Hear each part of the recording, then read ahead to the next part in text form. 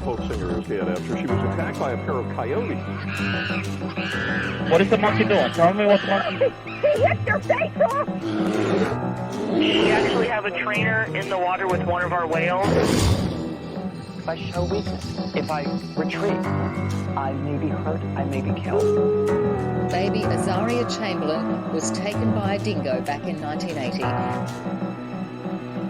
Welcome back, guys, gals, and my non-binary pals to Man It Is, the only true crime podcast on the internet, and welcome to our 50th episode. Yeah, the big 5-0. Celebrate, play some funky music, white boy. Everyone have a little dance. I don't care where you are. Have a little dance. You at work, dance in your head, I guess. I don't want your boss knowing that you listen to me. It displays bad judgment, honestly. If you listen to me at work, bad. If you listen to me at all, it's not a great indicator of what kind of person you are. But anyway, we are here, 50 episodes, the big 5-0. If this podcast was a person, 50 years, not that every episode is a year long, but you'd be 50, you would have a wife, maybe two, some kids, maybe one of them had died. I don't know what kind of a parent you would have been. Are you an attentive parent? Are you a good father? A good mother? I don't know what kind of person you are, but we have done it. Thank you so much for joining us on a very special episode. I'm really excited about today's episode. I've picked a good one. 50th episode. It deserves a good topic, and as alluded to in the previous few episodes, we are talking about the Tiger of Chowgarh, a terrifying beast that terrorized people and killed dozens in India. We're going to talk a lot about that. It is a Jim Corbett story. Those of you who have been with the podcast since the very beginning, since episode 1, you would know who Jim Corbett is, probably the most famous of all big hat hunters. Took down the Chowgarh Tiger, took down the leopard of Rudraprayag, and again, he did take down the Tiger of Chowgarh. So before we jump into it today, I just want to say an actual sincere thank you for joining us. 50 episodes, it's not a lot in the grand scheme of the universe, but for this little guy with this little podcast microphone, it does mean the world. And so, yeah, I just want to say thank you for tuning in. Thank you for tuning in. If you've listened to every episode, I don't know if anyone has done that, but if you have, like, wow, that's dedication. You must have a lot of free time to waste on a show like this. But yeah, it's been a few years since this here little podcast started, way back in 2021, and yeah, our first episode was about the Chowgarh Tiger, and you will notice some interesting similarities between these two stories. The Tiger of Chowgarh is the story we are tackling today, and so let's just jump right into it.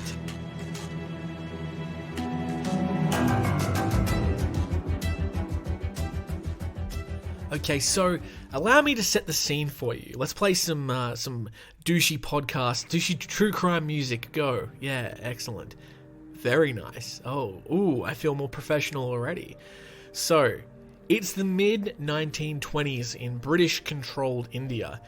In the Samoan region, villages are scattered throughout the mountains and forested landscapes. Some villages had populations as large as a few hundred, while others had just one or two families. In the place of telephones or even shortwave radios, the locals implement a rudimentary but effective communication technique to talk to one another across the jungle. Standing on a tall rock or the roof of a house, a man would shout, "Cooey!" and would wait for a response. When the response was made, the men would shout as loud as they can in a high-pitched voice. These voices would carry further if the air was dry, but even on a humid day, this technique was enough to allow effective communication between the villages. In 1926, this calling system was used to relay a warning that a deadly killer had made the jungle surrounding the villages its home. A deadly serial killer that, when all was said and done, would leave 64 men, women, and children in the Samoan region of India dead, and many others gravely wounded. Today we are talking about the Chowgarh Tiger, a Bengal tiger that stalked villages and terrorized locals for over 4 years. We are also talking about the man who was finally able to bring this beast down at great threat to his own life. So as you have heard in this introduction, this is another Indian big cat story. Because we are talking about a story that's occurred in India, there are going to be a lot of Indian place names. I'm going to do my best, but please, I'm clearly not Indian. I'm just not. I'm sorry. But I will do my best. I've phonetically written as much as I could out. But yeah, like if you're from India, which some of the listeners are, and I mispronounce something, please, I apologize. This white boy is trying to do his best. So we've talked all about the locations that this place started, and we've talked previously about the man who would bring this big cat to justice, Jim Corbett. But these two, this man and this place is going to combine into one of the most terrifying man-eater stories I've ever heard. You cannot underestimate how terrifying this animal was to the people in these villages. It was terrorizing everybody. People wouldn't work. People were afraid to go out by themselves. Children were, in massive danger almost all the time. There was no military or police force in the region that could counter this kind of threat, and so really the villagers had to take it upon themselves to defend themselves, but they were not having much luck, and they were lucky that Jim Corbett had chosen the tiger of Chowgarh as his next target. So our source today is a book called The Man-Eaters of Kumaon.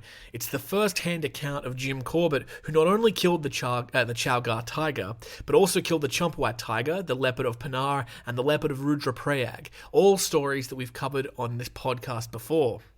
The Man-Eaters of Kumaon is the most well-known of all Corbett's book and is required reading for any true crime animal nerd like me. You can get it on Amazon, which is where I got it, and you can get it as an ebook as well if you prefer, or you can get it in a hard copy or a soft cover copy. I got the soft cover copy and I really like it.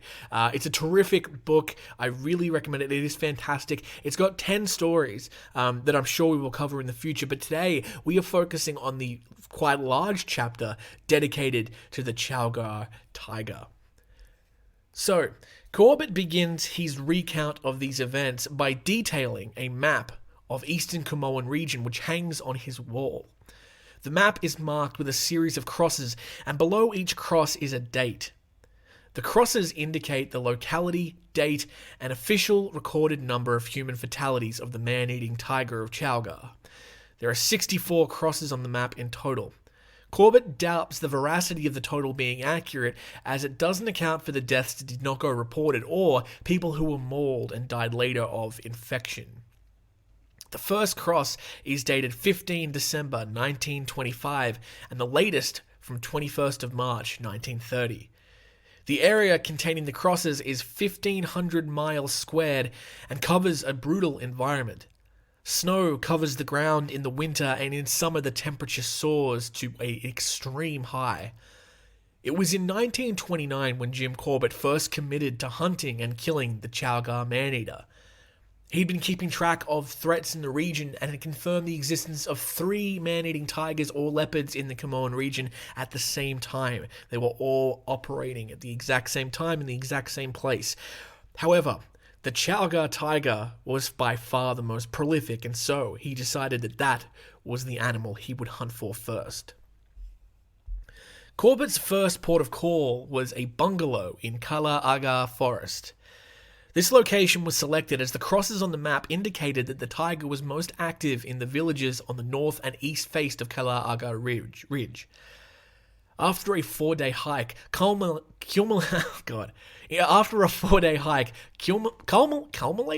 How do I say that word? I wrote it. Accumulating. After a 4-day hike, accumulating in a harsh 4,000-foot climb off a cliff, Corbett arrived in April of 1929. The last victim of the tiger was a 22-year-old farmer who had been mauled and eaten while grazing his cattle. The man's grandmother, his only living relative, visited Corbett the day of his arrival. The grandmother, after telling him of her grandchild's life story and speaking highly of his virtues, offered Jim 3 of her cattle for him to use as bait for the tiger.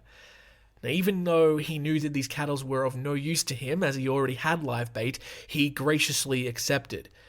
The grandmother felt that if she was able to assist in the hunt, even vicariously through the cattle, she would have avenged her only family member left on planet Earth. Jim accepted and met the leaders of nearby villages. It was now and here that he learned that the tiger had recently been spotted in a village 20 miles away, where the tiger had mauled, killed, and eaten a man and his wife. The quantity of crosses in Dalkinia and the surrounding villages had suggested the tiger's headquarters were in the neighborhood of these settlements. Corbett left Kalagar after breakfast and followed the 4 road, which he was told would take him to the end of the ridge, where he would have to quit the road and take a trail 2 kilometers downhill to Dalkania. This road, which ran straight to the end of the ridge through deep woodland, was seldom used, and he reached the point where the path turned off at approximately 2 p.m. after scrutinizing it for tracks as he went.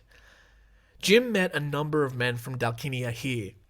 They had learned of his intention to camp in their village by the Kui way of morning contact, and had come up the ridge to alert him that the tiger had attacked a group of ladies while they were cutting their crops in a community 10 miles north of Dalkinia.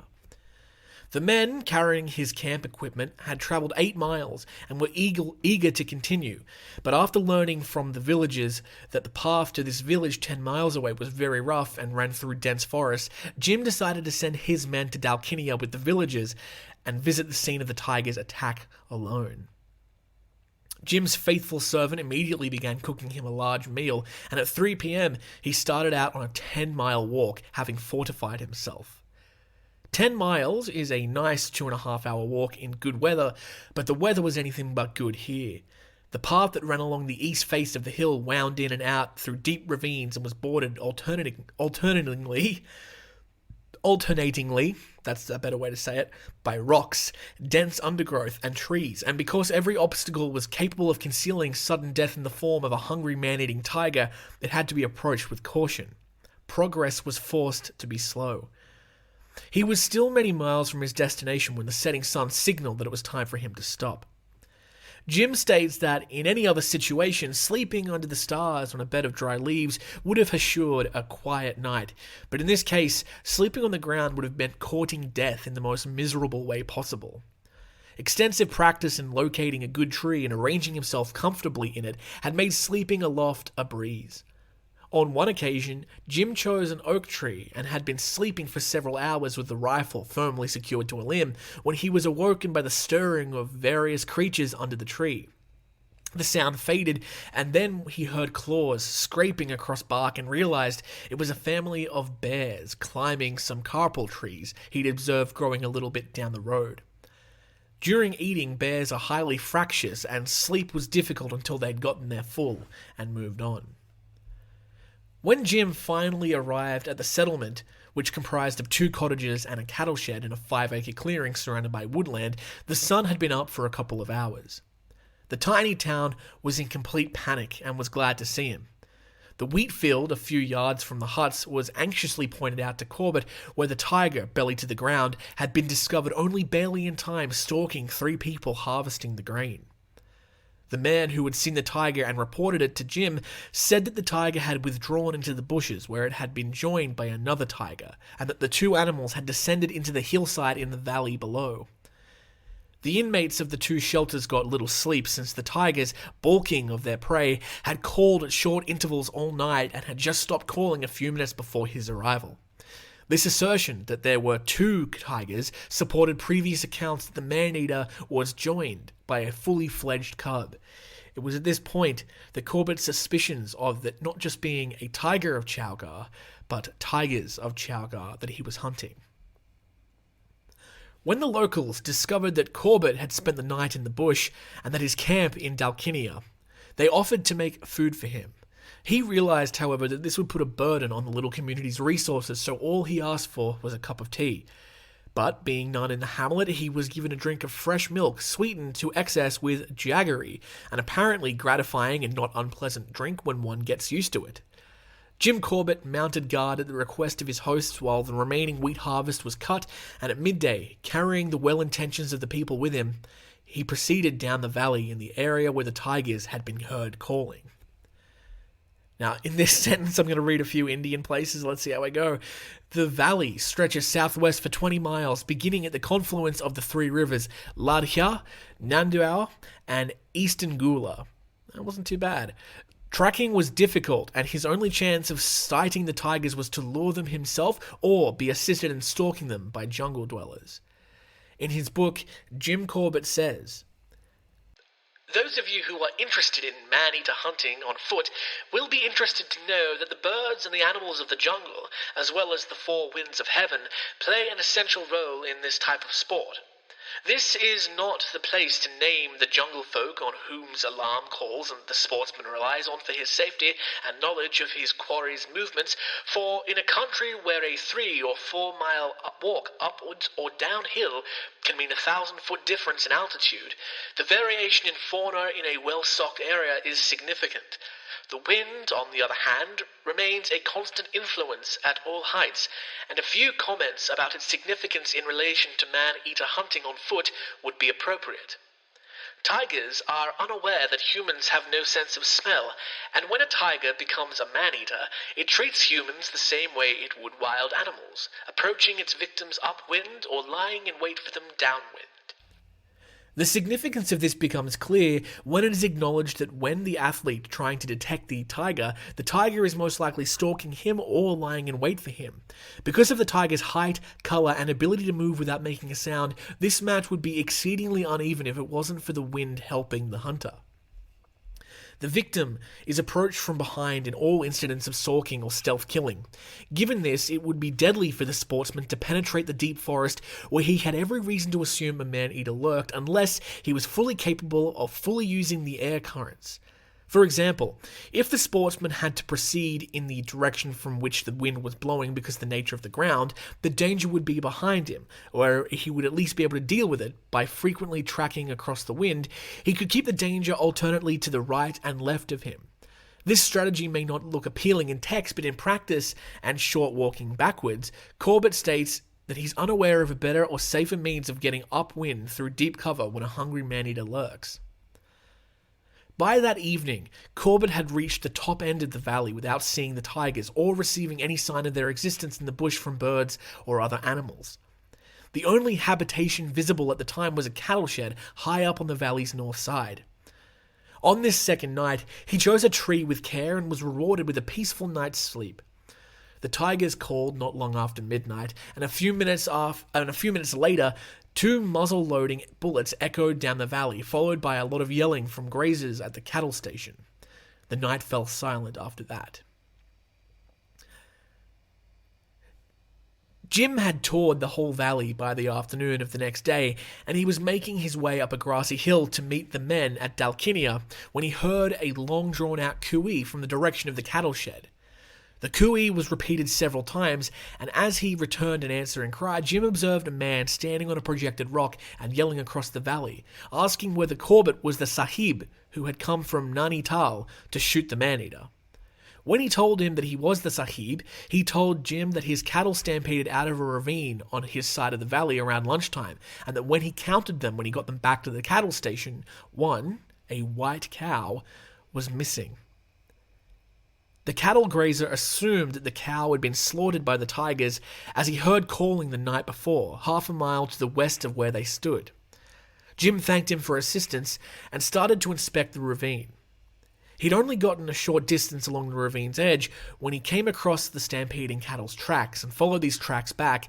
He had no trouble finding the spot where the cow had been killed. The tigers had transported the cow down the steep mountain into the ravine after killing it. An approach along the drag was not advised, so he took a large detour down the valley and approached the place where he thought the kill to be from the opposite side of the ravine. The side of the ravine was less steep than others, and it was thick with young bracken, making it ideal for stalking. Corbett moved through the bracken, which extended over his waist, step by step and softly as a shadow. When he was about 30 yards from the ravine's bed, a movement in front of him grabbed his attention. A white leg was thrust up into the air and violently agitated, and the next thing Jim knew, there was a deep-throated growl. The tigers were on the kill and had had a disagreement over, as Jim puts it, some toothful morsel. Jim stood completely motionless for several minutes, and the leg remained agitated, but the growls did not return.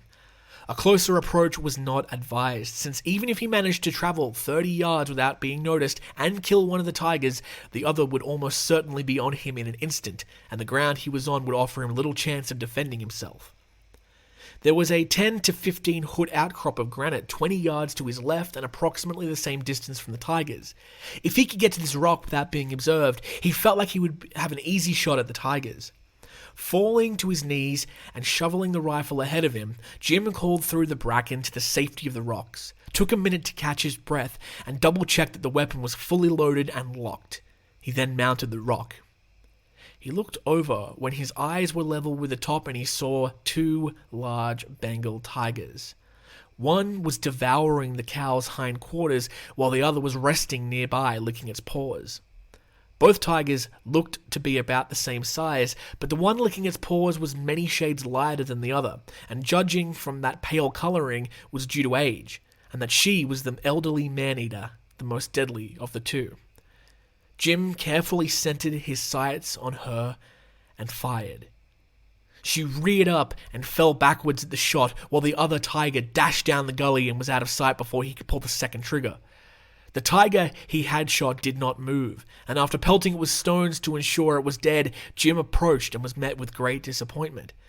At a glance at close quarters, it revealed that he had made a mistake and shot the cub, not the mother. A seemingly innocuous mistake, but the mistake would cost the lives of 15 people over the next 12 months, and quite nearly cost him his own. His disappointment was mitigated to some extent by the realization that even if this younger tiger had not killed any humans itself, it had most likely assisted her old mother in killing, an assumption he would later discover to be correct, and in any case, having raised on human flesh, it could be classified as a potential man-eater. Skinning a tiger with assistance on open ground and with the necessary tools is a simple task, but here, Jim was alone. He was surrounded by thick cover, and his only tool was a penknife, and while there was no actual danger of being apprehended by the man-eater, because tigers never kill in excess of their requirements, there was the uneasy feeling that in the back of his mind, the tiger would return to the scene of the crime, and was watching his every move. The sun was sinking when the difficult work was accomplished, and because he would have to spend another night in the jungles, he chose to stay put. The tigress was a very old animal, as evidenced by her pug marks, and having spent her whole existence in an area with about as many firearms as men to use them, she had to have learned about mankind and their customs. Even so, there was a chance she would return to the scene throughout the night and stay up until lights came up in the morning. Jim's options for trees were limited, and the one he spent the night in turned out to be the most uncomfortable tree he would ever spend 12 hours in. The tigress called at regular intervals throughout the night, becoming fainter and fainter as daylight approached. Ultimately faced on the ridge above him, he was cramped, stiff, and hungry. Jim hadn't eaten in 60 hours, and with his clothes clinging to him as it had rained for an hour during the night, he descended from the trees when objects were clearly visible, and after tying the tiger's skin up in a coat, he set off for Dalkinia. Jim said he had never weighed a tiger's skin when it was green, and if the skin plus the head and paws which he carried for 15 miles that day weighed 40 pounds at the start, he would have taken an oath that it weighed more than 200 pounds before he reached his destination. In a courtyard, flagged with great slabs of blue slate and common to a dozen houses, Jim found his men in conference with 100 or more villagers. His approach, along with a yard-wide lane between two houses, had not been observed, and the welcome he received when, bed-dragging and covered in blood, he staggered into the circle of squatting men will live in his memory as long as his memory lasted. Jim's 40-pound tent had been pitched in a stubble field 100 yards from the hamlet, and he hadn't even arrived before tea was served out for him on a table created from a pair of suitcases borrowed from the community. The villagers later told him that his men, who had been with him for years and had accompanied on many similar expeditions, had kept a kettle on the boil night and day in anticipation of his return, and had vehemently opposed the headman of Dalkinia and the adjoining villages to send a report to Almora and Nainital that Corbett was missing. a hot bath taken out in the open and in full view of the villagers, since he was too dirty and exhausted to care who saw him, was followed by what he described as an adequate meal. And he was about to retire for the night when a flash of lightning, followed by a loud clap of thunder, proclaimed the arrival of a storm. Tent pegs are useless in a field, therefore long stakes were immediately obtained and securely hammered into the ground, and tent ropes were fastened to these stakes. All available ropes in camp are crisscrossed over the tent and attached to the pegs for further security. The wind and rainstorm lasted for an hour and was one of the worst the small tent had ever seen. Many guide ropes were ripped from their canvas, but the pegs and crisscross ropes remained secure. Most of the belongings were soaked through, and a small stream several inches deep ran from end to end of the tent. His bed, on the other hand, was relatively dry, and by 10 o'clock the men were safely locked behind locked doors in the houses of the villagers had placed at their disposal, while Jim settled down to a well-deserved 12-hour sleep. The next day was spent drying his gear and scrubbing and pegging out the tiger's hide. As these procedures were taking place, the villagers who had taken a break from their field labor flocked to hear Jim's stories and tell him theirs. Every man in the village had at least one relative who had seen or been attacked by the tiger, and some even carried teeth and claw scars inflicted by the man-eater, which they will take to their graves. His remorse at having missed out on slaying the man-eater was not shared by the gathering men. It was true that there was only one man-eater at first, but in recent months, rescue teams going out to discover the remains of human victims discovered 2 tigers on the kill. And only after a fortnight before that, a man and his wife had been killed simultaneously, which was proof for them that both tigers were established man-eaters. His tent was perched on a ridge overlooking the valley. Directly below was the Nandor village, with a barren slope rising to a height of 9,000 feet on the far side. The villagers pointed out the exact locations where 20 people had been slain in the previous 3 years, as Jim stood at the edge of the terrace fields that evening with a set of decent binoculars in his hand and a government-issued map spread out beside him. The Tigress of Chowgarh had eluded Jim Corbett, and would go on to kill a dozen more people before Jim and the tiger would cross paths again for their fatal final meeting. That night, Corbett made a promise to himself that he would track down and kill the Tigress of Chowgarh once and for all. And that is where we will pick up next week for part 2, the conclusion of our small series on the Tiger of Chowgarh. A fascinating tale about a man against all odds, tackling not just one man-eater, but 2 by himself. As stated in the story, he thought he was taking out the older tiger, which was the more deadly of the 2. But yes, he did make a mistake and he killed the tiger's cub, which was a fully grown cub, so that means it would have been at least 3 or 4 years, I believe, old. The older tiger, of course, the more dangerous one, been killing people for years, but he was vindicated to know that the younger tiger was indeed a man-eater as well, and had killed people on its own volition. But yes, it was a mistake that would end the lives of many people, and as we will learn next week, it nearly killed him as well. So next week we will cover the conclusion of this story, Jim's hunt for this deadly tiger cub that would kill at least 12 more people, and also nearly kill him. We'll also talk a little bit about a side quest that Jim had. How fun is that? A little cute side quest where Jim tackles, I think, a leopard who is also giving the villagers some gruff. Yeah, so some really interesting stuff there. I'm sure you can glean from that story there that the Man-Eaters of Camoan, a fantastic book, and I think that after we do this series, I'm going to have to go back and read the whole thing, because there is so much information in there about the other stories that we've covered that it may be time already to go back and revisit some of these earlier stories that we tackled, even the first one on the Chompawat Tiger, and go back over it and see what we missed. Because this first-hand account, it's honestly so useful. It's full of information. I think it's really important when doing research to be wary of first-hand accounts, because obviously the people writing the book have full editorial control of what happens, and you can't always 100% take their word for it. It is important to have a mix of first and second-hand reports. However, Jim Corbett, by all accounts, throughout his life, was known as a really honourable person, and I can't find any sources that have anything bad to say about him. Even animal rights activists tend to like Jim Corbett because he was a conservationist, and he was, while he only, for the most part, he only decided to tackle and kill man-eating animals. There were a couple that weren't necessarily ordained man-eaters that he did take out, but for the most part, he only killed animals that had already taken human life. He was a conservationist, and he warned constantly, frequently about the dangers of habitat loss and hunting. Which, by the way, interestingly, when we talk about these animals, I say it all the time. It often turns out that the reason the tiger is hunting people is because of an injury that was caused them by a person. So they were shot in the leg and they can't run fast. They were shot in the mouth, so they can't eat right, and so they've turned to humans, which is an easier prey.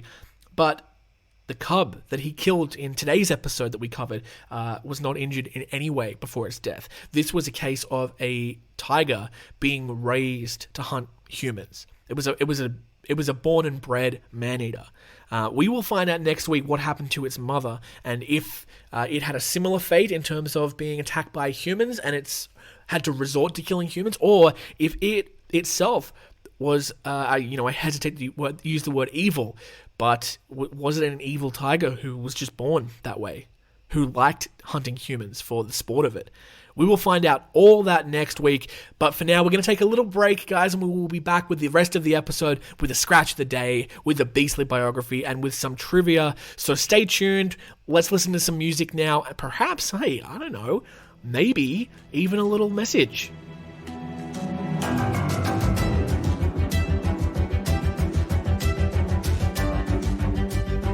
No messages this week.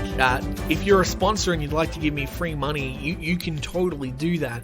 But no, we are going to continue on now with the rest of our episodes, starting with one of my favorite things in the entire world. You guys know what time it is. It's time for the scratch of the day. That was a little lion scratch.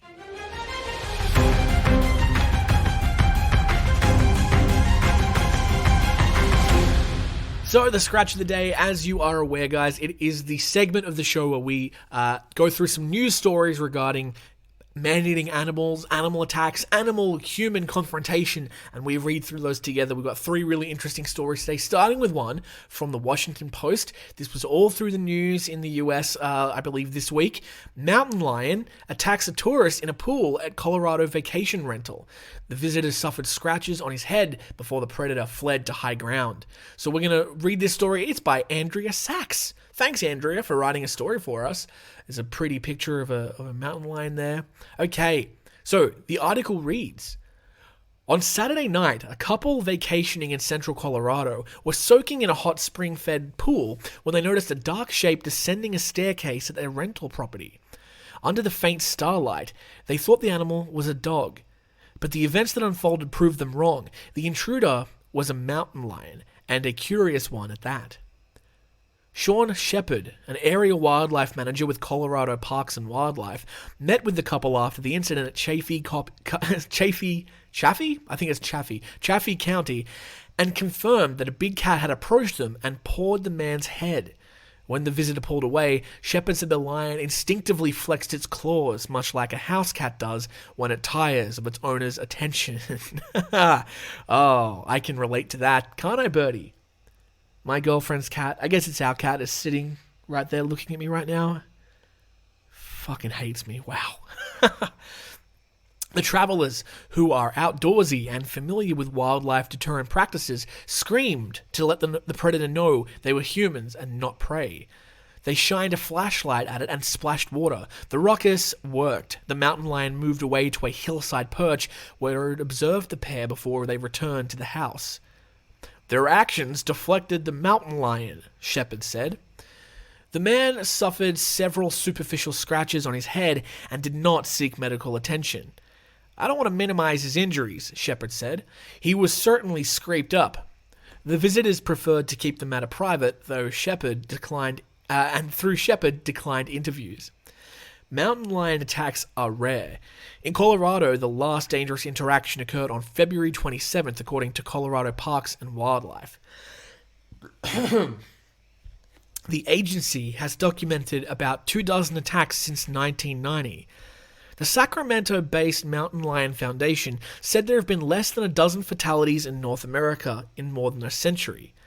The organization estimates that 2,500 to 3,000 mountain lions reside in Colorado, and the U.S.'s population does not exceed 30,000.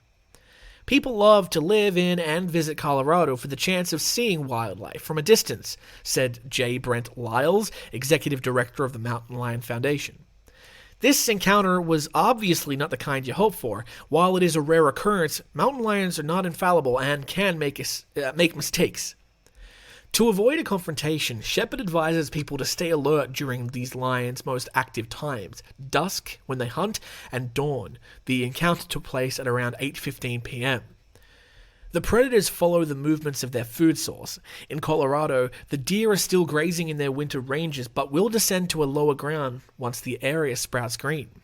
Shepard said on the night of the incident they found 2 deer tucked under a residential deck.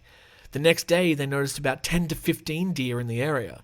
The rental house was also near a creek, which he said is how wild animals move. When choosing a rental in a mountain lion habitat, the Mountain Lion Foundation recommends that vacationers look for properties with fencing and motion-activated lights, plus hot tubs and patios with minimal vegetation. In addition, guests should not feed deer or small mammals or allow their pets to roam off-leash. Essentially, anywhere in the West that we are hanging outside, we are in lion territory, and often also in bear and coyote territory, said Gowan Battist, the Foundation's coexistence coordinator. Planning for coexistence is an important part of home and landscape design. If you come into close contact with a mountain lion, slowly walk away, but never run. The swift movement can activate their prey instincts. Also, make a scene. If a case of mistaken identity does happen, make yourself look as large as possible. Using your voice, lights, water, or physicality, fighting back can be a highly effective method, Battist said. Lions really don't want to tangle with humans. In Colorado, report a mountain lion encounter to the Colorado Parks and Wildlife during business hours. Or I guess email them, I don't know. Or contact the Colorado State Police or local sheriff's department, day or night. Because Saturday's encounter was more serious than just a sighting, the CPW staff set a trap. They also searched for a caged deer. To deter the predator from returning, they will typically remove the dead animal that the lion has dragged to a tree and camouflage with woody debris. Shepard said that they checked the trap twice a day, in the morning between 9 and 10 p.m. The agency will remove the equipment soon to avoid ensnaring other critters. If they do capture the lion that manhandled the visitor, the agency will transplant or euthanize it. For safety, we err on the side of humans, he conceded. Since the incident, the agency has received no complaints of trespassing mountain lions. There you go. A really well-written article there. Thank you. I think that was the Washington Post. Thank you very much. Really interesting story. That guy got very lucky. I get scratched by my house cat quite a lot, and it hurts, man. It's not nothing. It's like one of those paper cuts. They continue to hurt all the time. So I can't imagine what it would be like to be scratched on the top of your head by a mountain lion. I don't know why, but I'm picturing this dude to be bald. I don't know. Every time I hear about vacationing boomers, I just imagine the guy's old. Anyway, we're going to talk about another story now, less entertaining, or I guess less lighthearted perhaps. This is a story that is quite sad. I don't know if a woman has died, but a monkey has died. So we're going to listen to this. I'll read this story from Newsweek. Pet monkey shot dead after attacking woman. Here we go. A monkey that attacked a woman in her front yard, pulling out her hair and ripping her ear in half, has been shot dead by a family member. I'm going to guess this story is in Oklahoma. That's my guess, because those people have no laws on what animals you can keep. The woman, Brittany Parker, was in her house in Dixon, Oklahoma. Fuck yeah, dude. I'm good at this. Hell yeah. You know how, like, Florida is America's toilet, where they talk like, oh, like, something shitty happened? Was it Florida? My feeling is like, oh, a shitty animal thing happened? Was it Oklahoma? And I, more often than not, I'm not wrong. Yeah. Okay, back to this poor woman who had her fucking ear ripped off. Okay, the woman, Brittany Parker, was in her house in Dixon, Oklahoma when she spotted a monkey on her porch attempting to get inside the house. She called the police when the monkey became aggressive, the animal ripping off part of her door as she attempted to keep it out. By the time police arrived, the monkey had calmed down, so Parker left the house to greet the officers. Bad move. Suddenly, the monkey attacked. He jumped on my back and landed on my head. Wait, is Oklahoma in the South? Would that be more of a Southern accent? He jumped up on my back and landed on my head. Yeah, that's good. Parker told local news channel KOKH. He started grabbing handfuls of hair and just ripped it out. He ripped my ear almost completely off my head. The World Health Organization data shows that monkey bites make up between 2 and 21% of animal bite injuries, but monkeys usually only attack when they feel threatened or misread body language or facial expressions as aggression. Captive primates have been responsible for one death and injuring more than 280 people since 1990, according to the animal rights group People for the Ethical Treatment of Animals, resulting in the deaths of 50 of the primates. After it attacked Parker, the monkey ran away, but was shot dead by one of her family members. Yes. I'll just, little sidebar here. We remember talking about, like, early in the podcast, the story of Travis the chimpanzee, which I have a really close connection to because I actually played. If you don't know the show and you don't know me, this is going to sound weird, but I played Travis the chimpanzee in a play last year. But it was called Trevor. It was like a sort of semi-fictionalized version of what happened in that story. And I won an acting award for it, actually. Thank you for asking. I always bring it up. I've got a little award now. I can kill myself. Anyway, but so I have a little bit of a connection to that story. We remember that. But yeah, the US, man, monkeys and primates are, like, not to be trifled with. I imagine that of these, like, 280 people that have been injured since 1990, chimpanzees are probably, like, a large majority of them. Monkeys are scary, dangerous, but they're not, at that level. So, but yeah, this monkey obviously was crazy. So, as we were looking for the primate, 2 shots were fired. Dixon Police Chief Tim Duncan told KOKH. The shots came from the area of the victim's residence. Officers went back into the house and found a family member of the victim shot and killed the primate. America. This is what the Second Amendment is for. This is what the founding founders meant. All citizens have the right to bear arms so they can kill monkeys. Parker was taken to Mercy Hospital in Ardmore and later the Oklahoma, I guess. OU? Okay. There's no way that the Oklahoma acronym would be OU, right? I would have thought it would be okay. As in, I live in Oklahoma, and it's okay. Anyway, and later OU Medical Trauma Center in Oklahoma City for treatment of her injuries and to receive a rabies shot. Yeah, definitely do that. She will need plastic surgery on her ear and told KOKH she cannot work as a result of her injury. I wonder what her job was. Maybe she was I can't think of a bad joke. She works at a call center. No, that's mean. She tests Bluetooth headsets. Rude. I'm so mean to this person. I'm sorry. The monkey was said to residents to be a pet of a neighbor. The plot thickens. One local uploaded a video of the monkey on their own porch to TikTok, which shows the monkey lunging at them when they open the door. In a follow-up video, the man shows the police at the scene and describes how the monkey had bitten off some of the woman's ear. Ew. Here we go. This is where things get really silly. Pet monkeys are legal in Oklahoma, with no permits being required to keep one as a pet in the state because primates are considered domestic animals. What the fuck, Oklahoma? Other species... Oh my god. Other species classified as... This is crazy. Other species classified as domestic in Oklahoma and therefore are available to own without a permit include zebras, camels, and kangaroos. I live in Australia. You cannot have a kangaroo as a pet here. That is wild. That is crazy. Parker is concerned for the safety of others living near someone who owns a monkey. Yeah, fair enough. I think there needs to be some type of law that says you need to have some kind of training as well as like a certificate to even hold these type of animals, Parker told local news KX11 or 11. She also is fearful for the safety of her own children. Yeah, that's fair.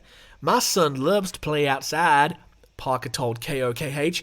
Do I let my child go outside and play? Do I worry every time we step outside if we're going to be attacked by a monkey? It is very traumatizing. It is very scary. I think that Parker has a really good point there. I think you probably should have some sort of training or certificate to have a monkey. Better idea. How about you're just not allowed to have a pet monkey? Anyway, America, freedom, I guess. I don't know. What do I know? I'm a cock Australian who doesn't have freedom. Remember that time we were all in internment camps during COVID, guys? I don't remember that happening, but if I watched Fox News and apparently it did. Okay. Ooh, political today. Wow. Maybe I'm just cranky and I just don't give a shit. But yeah, freedom, America. Trump won. I don't know. Is he ever going to get arrested, do you guys think? I don't know. I was waiting all day Tuesday for him to get arrested, and it just didn't happen. Our final story in the Scratch of the Day segment from the New York Post, which is, a reputable... I actually don't know if the New York Post is reputable. I don't know. I'm already looking at a video here, and it's funny. Hungry crocodile invades picnic, steals cooler. Okay, cooler. If you're in Australia, we call that an esky, which is a better name. An esky. Oh, wow. I love these stories where they start off with a pun. Ready? He just says here, it was a refrigerator. Wow. Go home, Ben Cost. You're done. You just made your quota for the week of shitty puns. As if having ants invade your picnic wasn't bad enough, footage captured the alarming moment a thieving crocodile crashed a South African safari group's alfresco meal and made off with their drinks cooler. I think this is a guy South African. Let's do a South African voice. I've got to drop into it. I'm South African and I have done nothing wrong. That is pretty good. Okay. We were trying to have a picnic here when this guy just came out of the water, claims victim Dawood Walhulter in the clip, which was uploaded to Facebook's latest sightings, where it's reached more than 160,000 views. The reptilian pilfering occurred while Wolfhauer and Rowena Mold, 70 years old, oh, they're so old, they're cute, were out spotting game at the Rietsput Game Reserve in Greater Kruger National Park area. The pair had reportedly just seen a cheetah. Ooh, cool. And were sitting down to picnic lunch. Sorry, I'm just going to pause here. I don't know if I'm crazy, but if I'm out and about and I see a fucking cheetah in the wild, my instinct isn't to sit down and have a picnic lunch. That's fine. Okay, anyway, they sat down to have a picnic lunch when a massive crocodile emerged from a nearby body of water and decided to join the party. In the clip, the cold-blooded chiller. Oh, God. Oh, I see what he's done there. Instead of cold-blooded killer, he's a cold-blooded chiller. Because he... Get it? Because he stole the cooler. Ugh. The cold-blooded chiller could be seen relaxing next to a lavish food spread in front of their safari truck. The picnicker was quick to chastise the crocodilian interloper, declaring, "This is not playing cricket. Go back into the water." Don't know what cricket has to do with it. Oh, he's cute. He's not very big at all. He's eating a little bread roll. Looks like a really good picnic. He's got some carrots there, some boiled eggs, it looks like, a chicken, a pear, or an avocado. I don't know. This looks like a nice spread. And that's a lot of food. That's more than enough food. Give the gator, give the croc some butter. The camera then panned to the safari goers who took refuge in their jeep, a somewhat safe distance away from the scaly picnic pillager. Fortunately, in this case, humans didn't appear to be the object of the croc's desires. In the ensuing frames, the crocodile could be seen lunging into the water, clutching a blue drink cooler that had reportedly commandeered. It had reportedly commandeered from the picnic. "This is not very gentlemanly behavior," spluttered Wolhunter, who described how the croc had upended the icebox during its theft, strewing wine bottles everywhere. Drunk crocodile. That's a new idea for like an ABC Kids cartoon. Just when the clip couldn't get any more ludicrous, a second croc lunged at the cooler in the water, prompting the two apex predators to engage in a tug of war as if fighting over a zebra's carcass. "Oh, jeez." That's my South African G's. "Oh, jeez," claimed Will Hunter of the frightening spectacle. "Now there's two crocs on it." His accent's getting really fucked. It's not racist, though, because you can be South African and white. I'm doing a white South African accent here. Don't fucking tweet at me. I don't have Twitter. While this instance of interspecies gift-giving was involuntary, Kruger National Park warns visitors against purposefully feeding the refuge's critters for fears they could become habituated to people. If animals are fed, they will lose their natural fear of humans and could become aggressive. That my accent is going out the door, the park writes on his website. Pictures. That is perhaps especially important in the case of the Nile crocodile, which is the world's second largest reptile, capable of growing more than 20 feet long and weighing as much as 2,000 pounds. While smaller than the saltwater crocodile, this known man-eater is responsible for fatal attacks on humans, killing some 300 people per year. In April 2022, a Zimbabwe fisherman narrowly escaped with his life after he was mauled by 4 crocodiles and dragged underwater in a death roll. There you go. Wild stuff. I think picnics are pretty shit anyway, the best of times, but yeah. "Do not touch my cooler, crocodile. I have done nothing to you, crocodile. Please give it back. Give me back the cooler. Give it back to me. I want to have my wine coolers." Okay, I'm done now. That was our Scratch of the Day segment. Clap it out. Let's clap it out. Clap for the animals. Clap for the monkeys. And how about a clap for me? I guess not. We are moving on now to our killer profile. Let's go on to our beastly biography. Ooh!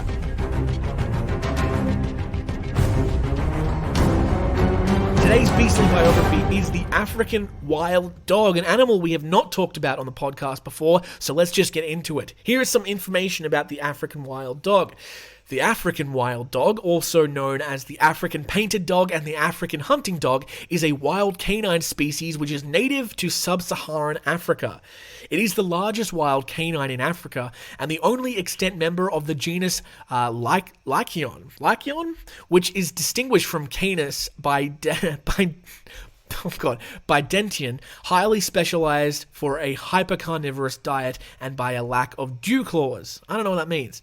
It is estimated that about 6,600 adults, including 1,400 mature individuals, live in 39 subpopulations that are all threatened by habitat fragmentation, human persecution, and outbreaks of disease. As the largest subpopulation probably encompasses fewer than 250 individuals, the African wild dog has been listed as endangered on the IUCN Red List since 1990. This species is specialized diurnal hunter of antelopes, which it catches by chasing them to exhaustion. Its natural enemies are lions and spotted hyenas. The former will kill the dogs where possible, whilst hyenas are frequent kleptoparasites. Interesting. What is that? Let's Google it, guys. This is the joy of live podcasting. Not live, but I can search things live. Kleptoparasitism. It's a feeding strategy. What is it? It's a form of feeding in which one animal deliberately takes food from another. Oh, so you're just stealing shit. The strategy is an evolutionary staple when stealing is less costly than direct feeding, which can mean when food is scarce or victims are abundant. Interesting. There you go. Basically being a little asshole. Like other canids, the African wild dog regurgitates food for its young. Yuck. But also extends this action to adults. Ew! That's gross. As a central part of the pack's social life. Me and my boys do that too at parties. The young are allowed to feed first on the carcass. Although not as prominent in African folklore or culture as other African carnivores like lions and leopards and cheetahs, it has been respected in several hunting-gatherer societies, particularly those of pre-dynastic Egyptians and the Sand people. So as we heard, the population size is 6,600 individuals, which does make it endangered. Its lifespan is between 10 to 12 years. Its length can be up to 117 centimeters and it weighs between 18 and 36 kilograms. On land, its top speed is 66 kilometers per hour, and these are the countries in which the African wild dog resides. Angola, Benin, Botswana, Burkina Faso, Central African Republic, Chad, Ethiopia, Kenya, Malawi, Mozambique, Namibia, Niger, Senegal, South Africa, South Sudan, Tanzania, Zambia, and Zimbabwe.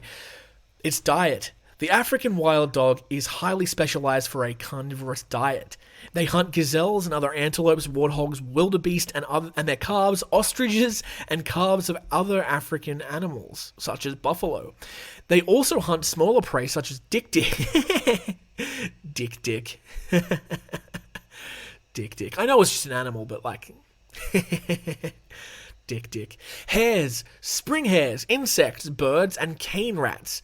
African wild dogs rarely scavenge, but have on occasion been observed to appropriate carcasses from other spotted hyenas, leopards, cheetahs, and lions, as well as animals caught in snares.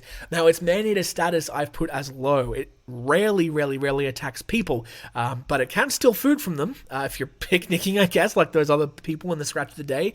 But yeah, I do think that if you got in between a pack of wild African dogs and what they needed, you could be in some significant danger. So they are not no threat at all. They are low. One day I'm going to read out the man-eater status so we've got a full understanding. I think what it would go is, right, you've got no threat, low threat, moderate threat, like high threat, and then like very high threat. Yeah, we'll go through and we'll list those later. Would you like some fun facts? Some fun facts for kids? Okay, good, yay. Color variation of this species is extreme. It may serve in visual identification, as African wild dogs can recognize each other at distances of 50 to 100 meters away. African wild dogs are highly successful hunters. Hunting success varies with prey type, vegetation cover, and pack size, but African wild dogs tend to be very successful, often with greater than 60% of their chases ending in a kill, sometimes up to 90%. This is much higher than that of a lion, which is between 27 to 30%, and the hyena, which is between 25 to 30% success rates tend to be. But African wild dogs commonly lose their successful kills to these two large predators. In East Africa, African wild dogs in packs of 17 to 43 individuals eat 1.7 kilograms of meat per dog on an average day. That's a lot of meat. That's a lot of meat, boys. African wild dogs are very intelligent hunters. They have been observed rallying before they set out to hunt. Not every rally results in a departure, but departures become more likely when more individual dogs, quote-unquote, sneeze. These sneezes, this is adorable, are characterized by a short, sharp exhale through the nostrils. Like this. I'm sneezing. You hear that? Gross. Maybe cut that part out, James. That's yucky. When members of a dominant mating pair sneeze first, the group is much more likely to depart. If a dominant dog initiates around 3 sneezes, guaranteed departure. When less dominant dogs sneeze first, if enough others sneeze also, about 10 dogs, not 10 sneezes, then the group will go hunting. There you go. Some interesting information about your African wild dog. As always, I encourage you to do your own research and look into these animals, particularly since podcasting is such a visual medium. It would be fantastic if you could go and, have a look for yourself what they would be. Another idea I've just had now, literally on the fly, is that maybe going forward, starting next week, when we do the little Instagram post, I'll do a few photos and I'll also spotlight the photo of the killer profile, or the beastly biography. That's fun. Isn't that fun? Speaking of fun, guys, it's time for Man-Eaters Trivia. Ooh, I'm excited. I love this bit. Yay! I'm so happy today, guys. Episode 50. We're nearly done. Can you believe episode 50 is nearly over? What's going to happen next? Episode 51, probably. Okay. Man-Eaters Trivia. Last week's question. So last week I asked you this question. Nearly all wild lions live in Africa, but one small population exists elsewhere. Where does this population live? A. China. B. Russia. C. Indonesia. Or D. India. I asked you this on Instagram, and I would say about 75% of you got it right. The correct answer is, of course, D. India. In the wild, there are two formally recognized lion subspecies. The African lion is found in Africa, south of the Sahara Desert. The Asiatic lion exists in one small population around the Gir Forest National Park in western India. Wild lions in the West and Central Africa are more closely related to these Asiatic lions than in India than those found in Southern and East Africa. Isn't that interesting? So genetically, the Asia lions and these ones in West and Central Africa, they're more commonly related or more closely related than the rest of the lions in Africa. It's just like people, we're all one happy family. Race is a lie. Okay, this week's question, are you ready? It's a good one. And if you've listened to episodes of this show before, you should be able to get this one pretty easily. And as always, if you want to vote and see the answer early, before the next episode comes up, you can go to our Instagram and you can vote on the question, the trivia of the week on the Instagram poll and see how you went. So, here's the question. In 1945, during World War II, an American warship was hit by a torpedo and hundreds of men were eaten by sharks over the course of several days. What was the name of the ship? Was it A, the USS Denver? Was it B, the USS Alabama? Was it C, the USS Indianapolis? Or D, was it the USS Albany? I'll read that again. In 1945, during World War II, an American warship was hit by a torpedo and hundreds of men were eaten by sharks over the course of several days. What was the name of the ship that was sunk? The USS Denver, the USS Alabama, the USS Indianapolis, or the USS Albany? You can hold on to your questions for next week and you will find out the answer, or you can go onto the Instagram and you can vote there and find out a little early. Guys, I'm going to end our episode there. Thank you so goddamn much. I really appreciate you so much. Episode 50. 50 in the can. Wacky dacky day. And I feel like this was a good episode. You should listen to this episode again. Don't listen to the other ones because they're kind of shitty, but this one was really good. Plugs. What do I want to plug to you? Yes, last week on Monday in Australia, I was lucky to be a guest on The Songs We Share, a radio program hosted by a friend of the show, Carl Gregory. Had a fantastic time. If you'd like to listen to that you can for the next 5 weeks. They keep those episodes recorded as a kind of little podcast thing on their website. So go to 2NURFM and search for Songs We Share. I'm sure you'll be able to find it on there. It will only be there for 5 weeks, so if you do want to listen to me on that show, definitely do it. Give it a go. It's a great format that Carl's come up with. He basically gives you prompts and he asks you to pick songs that answer those prompts, and he basically interviews you about your relationship with music and those songs and what they make you think about and what they make you feel, and it's a real good time. So definitely go check that out. I am on that show again this week on Monday, which I think is, by the time this episode comes out, will be tomorrow, Monday the 20, oh god, what will it be, 20, hold the fuck on. Yeah, Monday the 27th, from 8 p.m. to 10 p.m. on 2NURFM's Songs We Share this Monday again. So if you are in the local area, in Newcastle, New South Wales, I think you can even get it closer to Sydney, I'm not sure, but you can listen live to that story, to that show. We had a great time. I really enjoyed being on that show with Carl. He's a great broadcaster, and if you want to hear more of Carl's stuff, you should listen to that regularly. Like I said, they put the episodes up for 5 weeks at a time on their website, so go and do that. Go and listen to their other episodes as well. Carl's a good friend and a former roommate. Oh god, what have I just admitted to everyone?